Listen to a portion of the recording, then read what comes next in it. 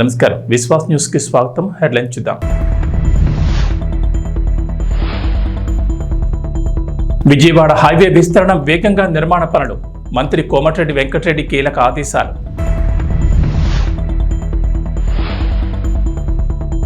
తెలంగాణలో మంకీపాక్స్ కేసుల భయం. వైద్య ఆరోగ్య శాఖ మంత్రి కీలక ఆదేశాలు. మెడికల్ కిట్లు అందుబాటులో ఉంచాలని సూచన.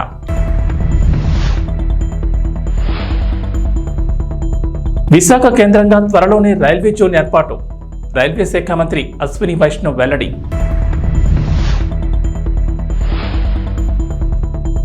ఏపీలో ఉచితంగా డిఎస్సి కోచింగ్. ఏపీ మంత్రి స్వామి కీలక ప్రకటన.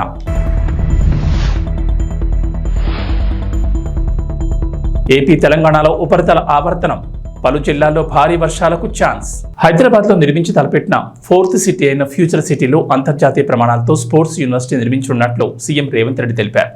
సచివాలయంలో స్పోర్ట్స్ యూనివర్సిటీ అధికారులతో సీఎం రేవంత్ రెడ్డి సమీక్ష నిర్వహించారు. ఒలింపిక్స్ నిర్వహించడమే కాకుండా మన వాళ్ళు పథకాలు గెలుచుకునేలా శిక్షణ ఇచ్చేలా యూనివర్సిటీని తీర్చిదిద్దాలని అధికారులకు సూచించారు.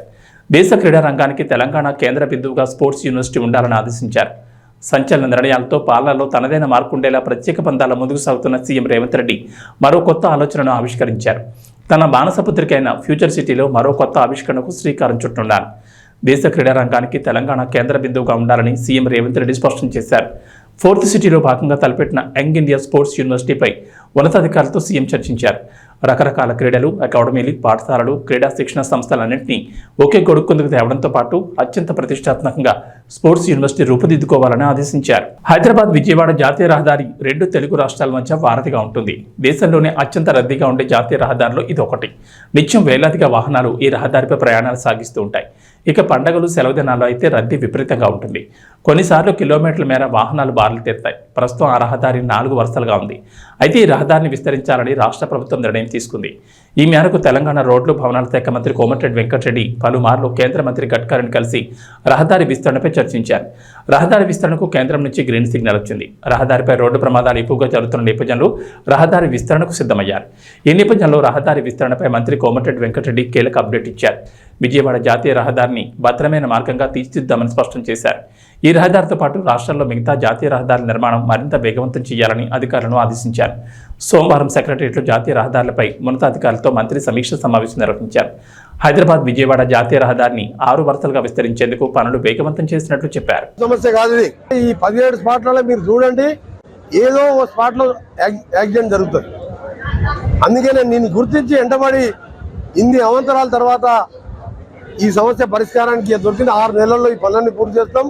అందుకనే పనులు జరిగే సమయంలో గ్రామాలకు వెళ్ళి రోడ్ల మీదకి వచ్చేవాళ్ళు కానీ, హైదరాబాద్ విజయవాడ నుంచి విజయవాడ టు హైదరాబాద్ రెగ్యులర్గా పోయే ఆర్టీసీ బస్సులు అనుకోండి, ప్రైవేట్ బస్సులు అనుకోండి, ప్రైవేట్ కార్లు కానీ జాగ్రత్తగా పోవాలని మ్యాక్సిమం సైన్ బోర్డ్స్ పెట్టిస్తున్నాను. పోలీస్ సిబ్బందిని ఏర్పాటు చేస్తున్నా.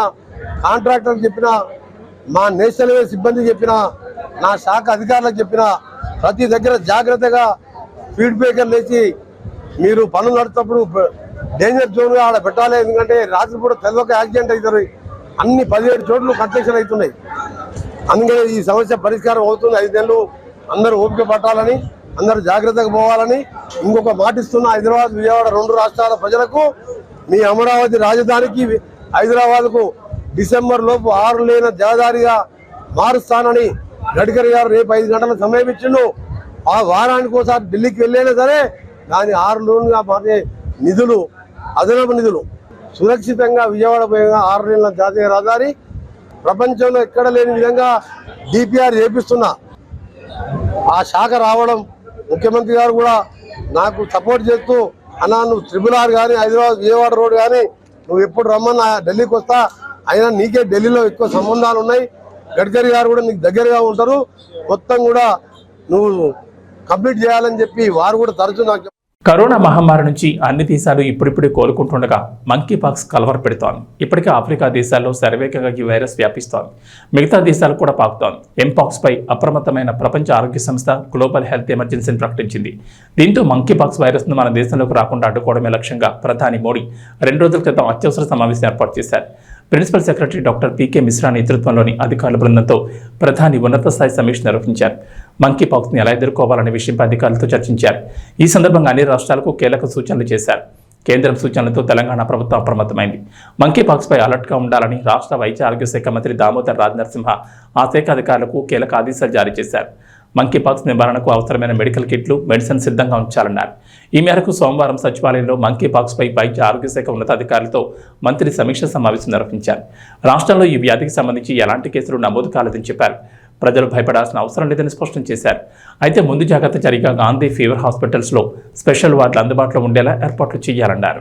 ఆంధ్రప్రదేశ్కు కేంద్రం నుంచి తీపి కబరింది. రాష్ట్రానికి సాకి అసిస్టెన్స్ ఫర్ క్యాపిటల్ ఇన్వెస్ట్మెంట్ కింద నిధులు ఇచ్చేందుకు కేంద్రం గ్రీన్ సిగ్నల్ ఇచ్చింది. ఇందులో తొలి విడతగా 1500 కోట్లు విడుదల చేశారు. ఆర్థిక కష్టాల నుంచి రాష్ట్రాన్ని గట్టెక్కించడానికి ఏ మార్గాల్లో నిధులు రాబట్టాలన్న దానిపై ప్రభుత్వం కసరత్తు చేస్తోంది.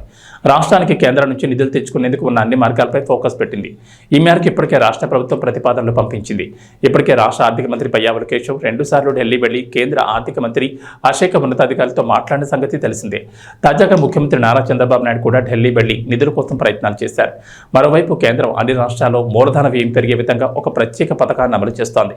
కేంద్రం దీనికోసం నిధులిస్తోంది. దాదాపు 50 ఏళ్ల పాటు ఎలాంటి వడ్డీ చెల్లించిన అవసరం లేకుండా కేంద్రం రుణం రూపంలో ఈ నిధులను సమకూరుస్తుంది. ఈ ఆర్థిక సంవత్సరంలో ఈ పథకం కింద రాష్ట్రానికి 2200 కోట్లు ఇచ్చేందుకు కేంద్రం అంగీకరించింది.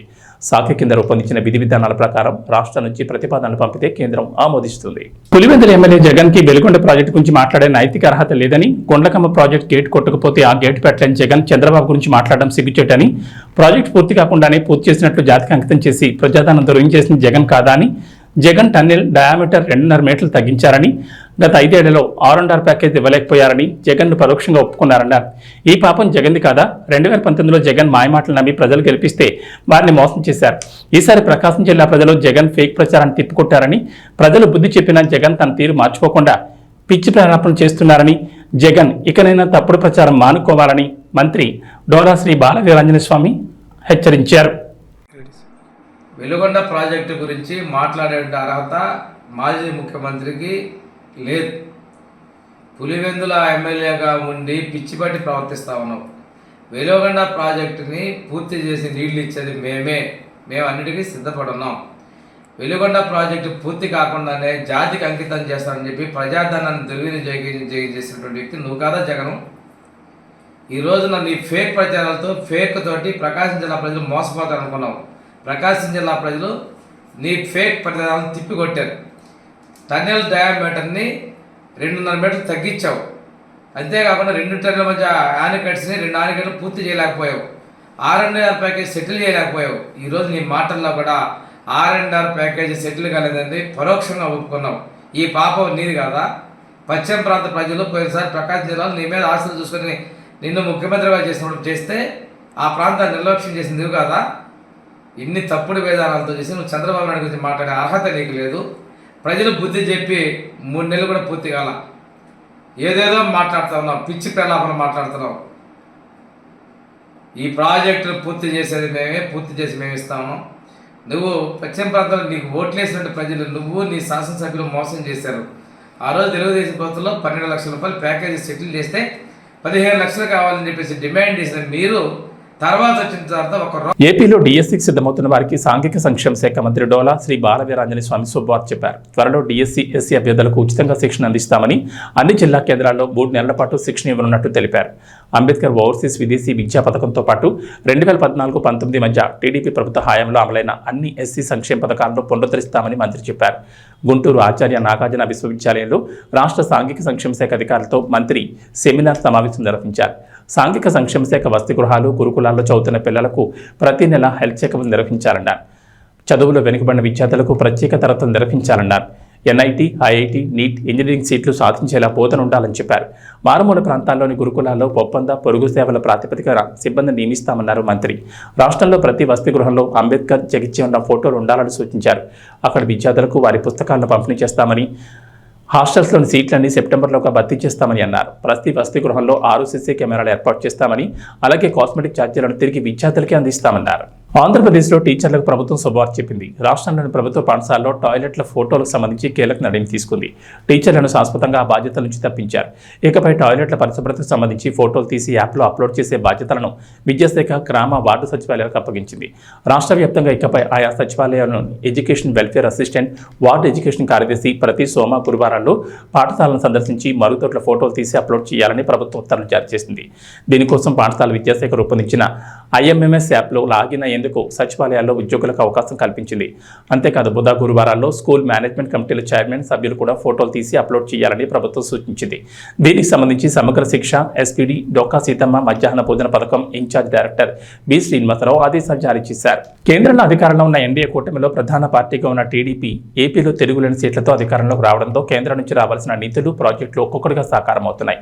ఒకప్పుడు అవన్నీ కలలుగానే ఉండగా రెండోసారి చంద్రబాబు ప్రభుత్వం అధికారంలోకి రావడం, NDAలో భాగస్వామ్యం కావడంతో ఇప్పుడిప్పుడే అవన్నీ ముందడుగు వేస్తున్నాయి. ఈ క్రమంలోనే విశాఖ రైల్వే జోన్ ఏర్పాటుపై కేంద్ర ప్రభుత్వం ఆంధ్రప్రదేశ్ ప్రభుత్వానికి శుభవార్త తెలిపింది. విశాఖపట్నం కేంద్రంగా త్వరలోనే రైల్వే జోన్ ఏర్పాటు కానుందని రైల్వే శాఖ మంత్రి అశ్విని వైష్ణవ్ వెల్లడించారు. విశాఖపట్నం రైల్వే జోన్ ఏర్పాటు కోసం కేంద్ర రాష్ట్ర ప్రభుత్వాలు పూర్తి సమన్వయంతో పనిచేస్తున్నాయని పేర్కొన్నారు. విశాఖ రైల్వే జోన్కు సంబంధించి భూ కేటాయింపులు, ఇతర అంశాలపై ఆంధ్రప్రదేశ్ రాష్ట్ర ప్రభుత్వం నుంచి కేంద్ర ప్రభుత్వానికి పూర్తి సహకారం ఉందని అశ్విని వైష్ణవ్ స్పష్టం చేశారు.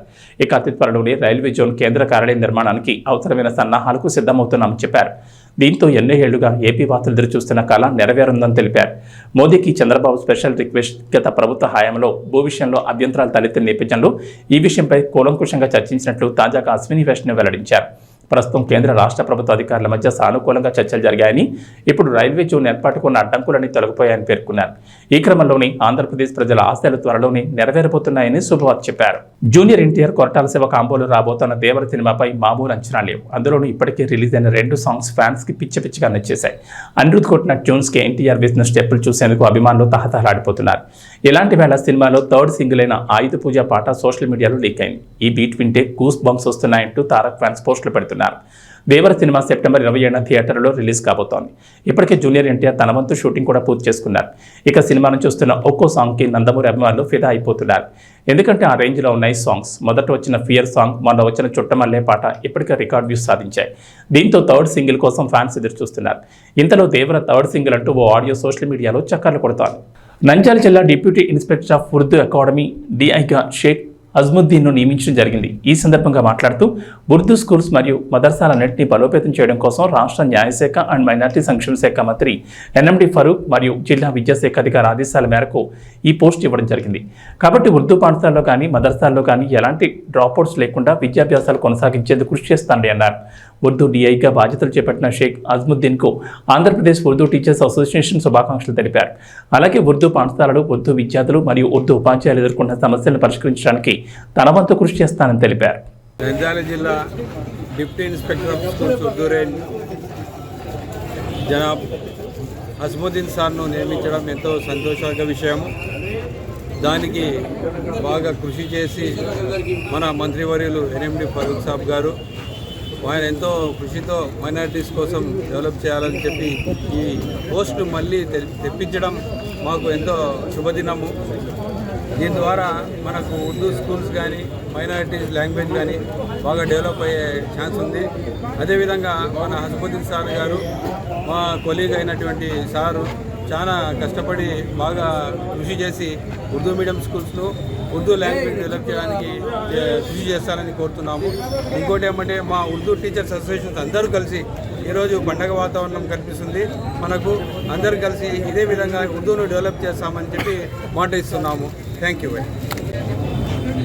ఉర్దూ స్కూల్స్ మద్రసాలన్నింటినీ బలోపేతం చేయడం కోసం మినిస్టర్ గారు, NMD గారు మరియు DO గారు ఆదేశాల మేరకు పోస్ట్ ఇవ్వడం జరిగింది.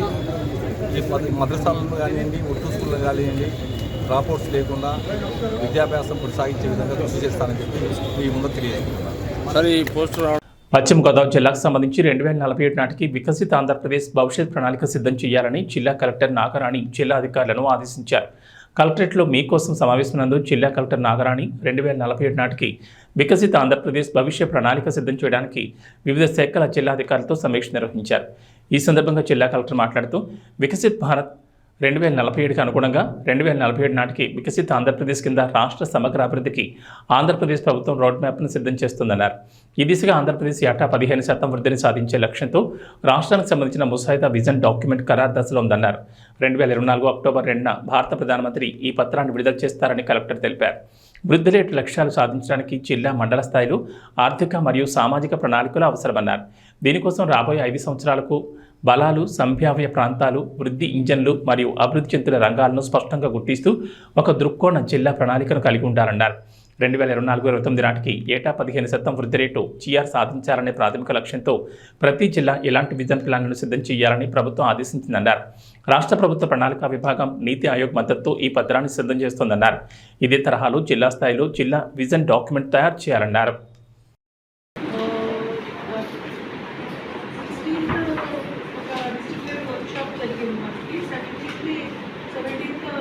ప్లానింగ్ సెక్రటరీగా సెకండ్ అవ్వడం జరిగింది. మీ అందరికీ కలిసి వికసిత్ భారత్ 2047 లైన్స్లోనే మన వికసిత్ ఆంధ్ర 2047 ప్లాన్స్ చేసుకోవడానికి మండల్ లెవెల్ అవేర్నెస్ ప్రోగ్రామ్స్ అన్నీ కూడా సెప్టెంబర్ 1 నుంచి 15 అంటే మన సీఎం గారు కానీ ప్రైమ్ మినిస్టర్ గారు కానీ వాళ్ళు చెప్పారు ఏంటంటే ఈ ప్లాన్స్ అన్నీ కూడా ప్రజలతో డిస్కస్ చేసి అక్కడ ఏం అవసరము, ఏం చేస్తే మనది డెవలప్ అవుతుంది, ఎలాంటి డెవలప్మెంట్స్ ఎలాంటి అంటే ఇన్డెప్త్గా మీరు అనలైజ్ చేసి ప్లాన్ చేయాల్సి ఉంటుంది. ప్లానింగ్ అంటే వెంటనే ఇన్ని బిల్డింగ్స్ కావాలి, ఇన్ని రోడ్స్ కావాలి పెడుతూ ఉంటాం మనం. ఆ విధంగా కాకుండా ఇప్పుడు ప్రొడక్టివిటీ పెంచాలి అంటే మన ఇంటర్నేషనల్ ఒక క్రాప్ ప్రొడక్షన్ ఎట్లా ఉంది. For example paddy internationally highest yielding చోట ఎంత ఉంది, మన కంట్రీ ఎంత ఉంది, మనం ఎంత ఉంది అనేది చూసుకుని అది మనం అది అచీవ్ చేయడానికి ఏమైతే చేయాలి అనేది మైన్యూట్గా ఆలోచించి ప్లాన్ చేసుకోవాల్సి ఉంటుంది.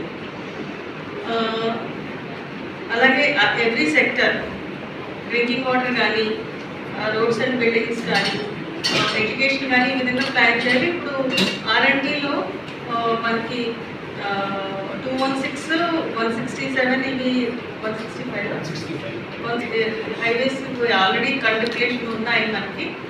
165 తొందరలో అవుతుంది. కానీ ఇప్పుడు కొత్త జిల్లా దృష్ట్యా ఇంకా ఇప్పుడు కంప్లీట్ నెట్వర్క్ అనేది ఉండాలి. ఆ విధంగా మీరు ప్లాన్ చేయాల్సి ఉంటుంది. కాంప్రహెన్సివ్ ప్లాన్ కనుక మీరు ప్లాన్ చేసుకుంటే మనం ప్రజల్లోకి వెళ్ళే ముందు విలేజ్ స్థాయిలో, మండల స్థాయిలో మనము ఏ స్థాయిలో ఉన్నాము, మనం ఎక్కడ అచీవ్ చేయాలి అనేది మనం ఒక ఐడియా వేస్తే ఆ విధంగా వెళ్ళడం జరుగుతుంది. లేకపోతే అక్కడ స్కూల్ లేదు, స్కూల్ కావాలి అని అంటారు. స్కూల్ కంటే ముఖ్యమైనది అక్కడున్న పిల్లలకి చదువులు రావాలి, వాళ్ళు కాంపిటెన్స్గా డెవలప్ అవ్వాలి, ఆటపాటలో ముందు ఉండాలి, వాళ్ళ చదువు క్లాస్ బేస్ కాంపిటెన్సెస్లో ముందు ఉండాలి. అన్నీ చేయడానికి ఏం చేయాలి. అలాగే మన స్కూల్ మేనేజ్మెంట్ కమిటీస్ని ఎంపవర్ చేయాలి. ఇన్స్టిట్యూషన్ బిల్డింగ్స్లో కూడా మనం మన ప్లాన్స్లో పెట్టుకోవాలి. ఇవన్నీ మీరు by end of this month మనకి డిపార్ట్మెంట్ వైజ్ జిల్లా సమగ్ర అభివృద్ధికి ఏం కావాలి అవన్నీ మనం ప్లాన్ చేసుకుంటే ట్రైనింగ్స్, ఇన్స్టిట్యూషన్ బిల్డింగ్ యాక్టివిటీస్ ఏం ఉండాలి అండ్ కన్స్ట్రక్షన్స్ ఏం కావాలి ఇవన్నీ కూడా ప్లాన్ చేసుకుంటే మనం by end of this month from 1st September onwards villages mandal లెవెల్లో మనకి ఆల్ స్టేక్ హోల్డర్స్ మీటింగ్స్ పెట్టుకోవడానికి కుదురుతుంది. మనం ఆ విధంగా లీడ్ చేసేటట్టు ఉండగలగాలి. ప్రతి డిపార్ట్మెంట్ వైజ్ ఒక బేసిక్ ఇన్ఫర్మేషన్ మనం where we're standing and what we want అనేది మన చేతిలో ఉంటే అవి వచ్చే ప్లాన్స్ విలేజెస్ నుంచి వచ్చే ప్లాన్స్ కూడా ఒక అర్థవంతంగా ఉండే అవకాశం ఉంది. చూస్తే మనం అన్ని చోట్ల కూడా ఎగ్జిక్యూట్ చేయొచ్చు. ప్రామినెంట్ ప్లేసెస్ మనం అవేర్నెస్ పంపించాలి. పిల్లల పార్టిసిపేషన్ ఎంకరేజ్ చేయడానికి పెట్టాల్సి ఉంటుంది.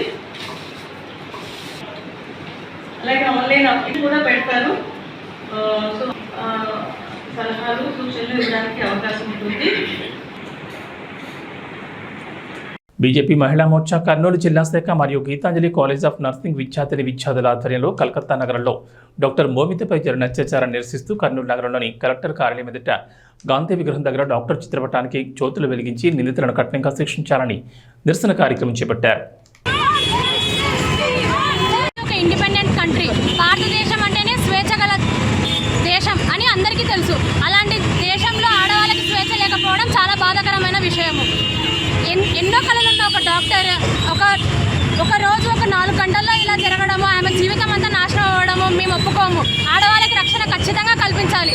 ఆడవాళ్ళకి అందరితో సమాన హక్కులు ఉన్నప్పుడు వాళ్ళకి ఎందుకు ఇట్లా న్యాయం ఇవ్వకున్నారు? వాళ్ళకి ఎందుకు ఇలా న్యాయం చేయకున్నారు? ప్రధానంగా మీరు ఏమడుగుతున్నారు? ఇప్పుడు ఎప్పుడైనా కానీ ఆడవాళ్ళకి బయటకు రాత్రి సరే అయినా సరే బయటికి వచ్చినా సరే మహిళలకు రక్షణ అనేది కావాలి. ఒకవేళ ఎంత ఉద్దేశంతో వచ్చినా సరే వాళ్ళకి వెంటనే శిక్ష పడాలని కోరుకుంటున్నాము. ఆమె ఎక్కడెక్కడ రోడ్డు పైన తిరగలేదు. ఆమె ఏమో పార్కో పిక్నిక్కో వెళ్ళలేదు. ఆమె వర్క్ చేయడానికి వెళ్ళింది. ఆమె హాస్పిటల్కి ఆన్ డ్యూటీ ఉన్న డాక్టర్ని ఇట్లా చేసినప్పుడు అక్కడ ఉన్న మొత్తం ఒక సెక్యూరిటీ కావచ్చు, ఎవరైనా కావచ్చు, తన చెల్లెలో అక్కను అనుకొని ఎందుకు కాపాడలేదు? ఇది మేము ప్రశ్నిస్తున్నాము. ఆడవాళ్ళకి సేఫ్టీ ఇవ్వాలని మేము కోరుకుంటున్నాము. నా పేరు స్వాతి, గీతాంజలి కాలేజ్ నుంచి మాట్లాడుతున్నాను. ఈరోజు మేము భారతీయ జనతా పార్టీ నుంచి గీతాంజలి కాలేజ్ వాళ్ళ నర్సింగ్ స్టూడెంట్ నుంచి మేము ఇక్కడ క్యాండిల్ సర్వీస్ ర్యాలీ చేస్తున్నాము. ఈరోజు ముఖ్య ఉద్దేశం అంటే మోమితా గారు కలకట్టాలో ఒక డాక్టర్ అయ్యి ఆమెని ఎంత దారుణంగా హింసించి విధంగా అనవసరంగా బాధ పెట్టి ఆమెని చంపారు. సంజయ్ రాజ్ అనేవాడు హాస్పిటల్లో ఆమె ఆన్ డ్యూటీ ఉన్నారు. ఆన్ డ్యూటీలో ఉన్నప్పుడు ఇలా ఉంటే ఏంటి అసలేదు? ఒక డాక్టర్ ఆమె ఎన్నో కళలు కనేసి డాక్టర్గా చేసి ఇప్పుడు వృత్తి చేసి డాక్టర్ వృత్తిలో ఉంది. ఆమె ఆన్ డ్యూటీలో ఉన్నప్పుడు ఇలా చేయడం ఏంటి? అసలుకి ప్రభుత్వం అనేది కాదు. అక్కడ మమతా బెనర్జీ ఒక మహిళ సీఎం అయింది కూడా రక్షణ లేకుండా చేస్తుంది. ఏమనాలి? మళ్ళీ ఆమె నోటికి వచ్చినట్టు మాట్లాడుతుంది. ఏం చెప్పాలా? మహిళలకు భద్రత ఇవ్వకుండా ఆమె ఒక మహిళ కూడా భద్రత లేకుండా ఒక వైద్యురాలు ఎంతో కష్టపడి డాక్టర్గా చేయడం అంటే అంత ఈజీ కాదు. కష్టపడి ఆ డ్యూటీలో వాడు ఒక వాడు అలా చేయడానికి ఆమెని ఎన్ని విధాలుగా చేస్తాడో 4 గంటలు నరకం చూపించి ఆమెని చంపారు. కాళ్ళు చేతి విరగొట్టేసేసి చంపారు ఆమెని. ఆమె బాధ వర్ణనాతీతం. ఎంత బాధపడుకుంటూ చనిపోయింది కూడా అర్థం అవ్వలేదు. అసలు ఆమె డాక్టర్ అయ్యి డ్యూటీకి వచ్చింది ఇలా అవుతుంది అనుకోలేదు. అక్కడ ఉన్న ప్రభుత్వం ఏం చేస్తుందో ఆ మమతా బెనర్జీ ఒక ఆడదే దానికి సిగ్గుందో లేదో కూడా అర్థం అవ్వట్లేదు. ఎందుకంటే ఒక మహిళ గౌరవించేదే మన దేశంలో ఉండదు. భారతదేశం అంటేనే అది. ఆమె ఏమి అనుకుంటుందో మళ్ళీ నోటికి వచ్చినట్టు ఈ మధ్య రూమర్లు మళ్ళీ చెప్తూనే ఆమె మాది ఒక డిమాండ్ ఒకటే అండి, మహిళలకు భద్రత కల్పించాలి. మమతా బెనర్జీ సీఎం అయి రాజీనామా చేయాలి. ఆ నిందితులను వెంటనే శిక్షించాలి. ఇంకొకటి మేము ఒక విన్నవించిన మా మహిళలందరి తరఫున ఇలా ఎవరైనా సరే వీళ్ళే కాదు, మహిళ అనేది వాళ్ళు డాక్టరే కాదు డైరెక్ట్ ఎవరైనా పర్లేదు, అందరికీ మహిళలకు ఒకటే. ఎవరైనా ఇలా చేశా అంటే వాళ్ళని నడి రోడ్డు మీద షూట్ చేసి పడేయాలి. లేకుంటే అప్పటికప్పుడు స్పాట్లో ఉదయం తీయాలి. ఈ కోర్టులు, శిక్షలు, లాయర్లు, జడ్జిలు ఇవన్నీ పనికిరావు. ఎందుకంటే ఎన్నో కేసులు ఎత్తినాయి ఇప్పటి వరకు, కానీ ఇంకా మారట్లేదు. ఏమంటే మీది తప్పు అన్నట్టు మాట్లాడతారు. కానీ ఒక మహిళ డాక్టర్ అయింది, ఆమె ఎన్నిసేపు ఎదవగాడు వాడు అలా చేశాడు. మేము డిమాండ్ ప్రభుత్వం చేసామంటే మమతా బెనర్జీ వెంటనే రాజీనామా చేయాలి. ఆమె మహిళ కూడా వేస్ట్ సీఎంగా ఉండడం. ఇలా ఇప్పుడే కాదు ఎవడైనా ఏమైనా చేయని వచ్చే ప్రభుత్వాలు ఎవరున్నా పర్లేదు, కానీ మహిళలకు రక్షణ కల్పించాలి. ఇలా స్పాట్లో ఎవరు చేసినా ఎన్కౌంటర్ చేయాలి, ఏదో ఉరి చేయాలి. మా డిమాండ్ ఇదే. కర్నూలు జిల్లా మహిళా మోర్చా అధ్యక్షులు గొంతుకల మాలతి అండి. ఈరోజు మాకు ఇక్కడ సహకరించిన కాలేజ్ పిల్లలు, స్టూడెంట్స్, పార్టీ వాళ్ళందరికీ, పత్రికా మిత్రులందరికీ నమస్కారం అండి. జై శ్రీరామ్. ఇక వాతావరణ విషయానికి వస్తే ఏపీ తెలంగాణలో ఉపరితల ఆవర్తనం ద్రోణి ప్రభావం ఉందంటోంది వాతావరణ శాఖ. రాబోయే 3 రోజుల్లో రాష్ట్ర వ్యాప్తంగా వర్షాలు కురుస్తాయని అంచనా వేస్తున్నారు. వచ్చే 2.5 గంటల్లో కోస్తా, రాయలసీమల్లో పలుచోట్ల భారీ వర్షాలు కురుస్తాయని వాతావరణ శాఖ అధికారులు తెలిపారు. మంగళవారం శ్రీకాకుళం, విజయనగరం, మన్యం, అల్లూరి, అనకాపల్లి, కాకినాడ, కోనసీమ, తూర్పుగోదావరి, ఏలూరు, ఎన్టీఆర్, అనంతపురం జిల్లాలో భారీ వర్షాలు, మిగతా జిల్లాల్లో తేలికపాటి వర్షాలు కురిసే ఛాన్స్ ఉంది. తెలంగాణలో భారీ వర్షాలు కురుస్తున్నాయి. హైదరాబాద్ నగరంతో పాటు జిల్లాల్లో కూడా జోరు వానలు పడుతున్నాయి. ఈ క్రమంలోనే వాతావరణ శాఖ కీలక అప్డేట్ ఇచ్చింది. మరో 4 రోజుల పాటు రాష్ట్రంలో భారీ వర్షాలు కురిసే అవకాశం ఉందని వాతావరణ శాఖ అంచనా వేసింది. ఈ నేపథ్యంలో భారీ వర్ష సూచన ఉన్న పలు జిల్లాలకు ఎల్లో అలర్ట్ జారీ చేసింది. ఆయా జిల్లాల ప్రజలు అప్రమత్తంగా ఉండాలని అధికారులు సూచించారు. ఏబీ బులెటిన్ విశేషం. నమస్కారం.